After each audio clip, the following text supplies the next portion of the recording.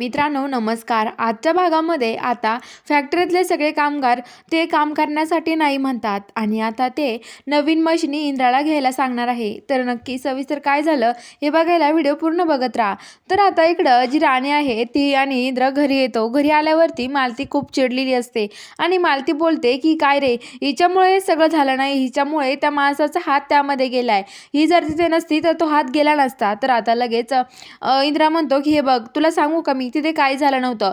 हा राणी तिथे मशीन त्या रतनला शिकवत होती ते मशनीचं आणि त्याला सांगत होती त्या मशनीविषयी. तर आता मध्येच ते मशीन आलं, ते रतनने राणीचा हात वाचवण्यासाठी त्याचा हात मशीनमध्ये घातला. मग काय झालं, तर आता लगेच ती म्हणते की मग म्हणजे रतन आधी ते काम करत होता, मग ही मध्ये गेली नसते तेवढं सगळं घडलंच नसतं ना, हिने कशाला तिला जायचं आतमध्ये, ही जर गेली नसती ना तर काहीच झालं नसतं असं म्हणतात. तर आता ती कशाला राहायचं तिने मध्ये, ही फॅक्टरीत आली ना त्यामुळेच एवढं सगळं झालं आहे असं म्हणतात. तर आती म्हणते की नाही, ही फॅक्टरीत आली म्हणून काही झालेलं नाही या, असं लगेच इंद्र बोलतो. तर आता लगेच मालती म्हणते मला माहिती ना, अपशकुनी मुलगी आहे ही, जेव्हापासून घरात आली आहे ना तेव्हापासून हे सगळं घडतंय. तर आता लगेच जी मालती आहे ती म्हणते की हे कामगार आहे ना, त्या मशनीच्या त्यांची लायकी पण नाही आहे त्या मशनीपाशी उभं राहण्याची, पण त्या मशनीपाशी ते काम करतायत, त्यांची लायकी तरी आहे का रे ही, असं बोलते. तर आता लगेच ते म्हणतात की हो ना, खरंच त्यांची लायकी. इंद्र म्हणतो की हे बघ आई, खरं सांगू का तुला,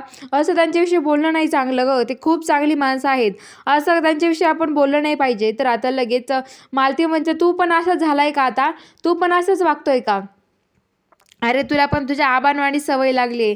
आबा पण त्या माणसांसोबत राहायचे, त्यांची जी धुळा अंगावर बसायची तरी ते त्या माणसांसोबतच वागणार, त्यांच्यासारखेच बोलणार. त्यांनी पार ते कामगार डोक्यावर बसून ठेवले होते आणि तू पण आता तेच करतोय, ते कामगार पूर्ण डोक्यावर बसून घेतोय. अरे तुला काही कळतं की नाही, कशाला उगाच त्या कामगारांच्या नादी लागतोय तू. अरे इंद्रा, ह्या पुरीच्या नादी लागू नको. अरे ह्या आबांनी ह्यांच्या नादी लागून कामगाराचीच पोरगी त्या वस्तीतली घाणेरड्या आपल्या घरात आणली आहे सून म्हणून.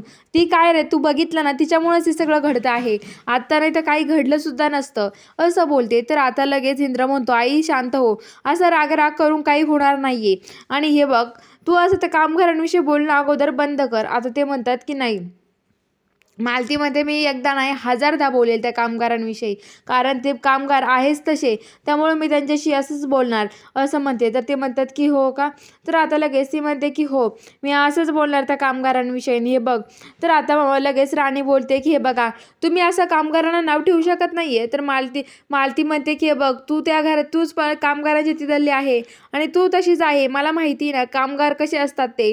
तर आता लगेच राणी म्हणते की कसं काही पण बोलू नका, कामगार काय आहे ना, तुम्हाला बघायचं असेल तर माझ्यासोबत चला. तर मालती म्हणते की मला पण बघायचंय काय आहे कामगार. राणी मालतीला घेऊन बाहेर येते आणि बाहेर उभा करते आणि म्हणते की तुम्हाला बघायचंय ना कामगार काय आहे ते, हे बघा, हे तुमचा बंगला, ह्या तुमच्या गाड्या, हे तुमचं मालकीनीवाणी राहणं, हे सगळं कामगारामुळे आहे माहिती का. कामगार नसतं तर तुमचं काहीच झालं नसतं. आबांना विचारा, नाही तर कामगारांमुळे एवढं सगळं शक्य झालं आहे, नाहीतर काहीच होऊ शकत नव्हतं. एवढे गाड्या बंगल्या तुम्ही आयुष करताय ना, हे सगळं कामगारांमुळे असं म्हणतात. तर आता लगेच जी मालती आहे ती म्हणते की तू मला शिकवायला जाऊ नको, तुला काय माहिती, आम्ही कष्ट केलंय त्यामुळे उभं राहिलंय. तर आता आबा म्हणतात जाऊ दे, शांत व्हा मालती, चला घरामध्ये, मी तुम्हाला समजावतो. आणि ते घरामध्ये जातात सगळेजण. आता इंद्र राणी पण घरात येतात. इंद्र लगेच म्हणतो की राणी मला पण वाटतंय तू फॅक्टरीत झाली आली ना त्यामुळे झालंय हे, कारण तिथे तू नसती तर कसं काय झालं असतं असं. तर राणी म्हणते की हे बघा इंद्र सर, जे व्हायचं असतं ते घडायचं असतं ते घडतंच, आपण किती काही करा आणि काही नका करू तरी आपण जे ठरवलंय तसं घडत नाही, ते घडायचं असतं ना ते घडणारच असतं. मी जरी तिथे नसते ना तर ते घडलं असतं. तर इंद्र म्हणतो की अगं पण तू माझ्यासोबत हे हाताने मैत्री केली आहे, हे आज जर त्या मशीनमध्ये गेले असते तर काय केलं असतं मी, अगं कसं झालं असतं माझं वालं, असं म्हणत असतो.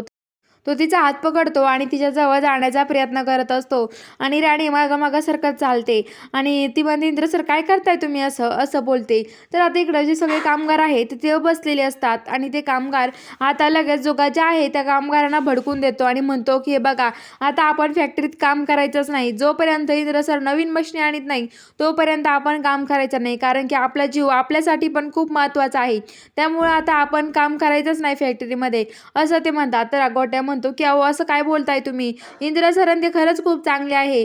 अहो तुम्हाला माहिती का, ते राणीचं आपली राणीच नाही का किती चांगली राहते बघा. तर गजा म्हणतो की तुमच्या राणीचं झालंय कल्याण, पण आमचं नाही झालं आयुष्याचं अजून कल्याण, असं ते बोलतात. तर बघूया आता पुढील भागामध्ये की नक्की काय घडतं. बघायला चॅनलला सबस्क्राईब करा.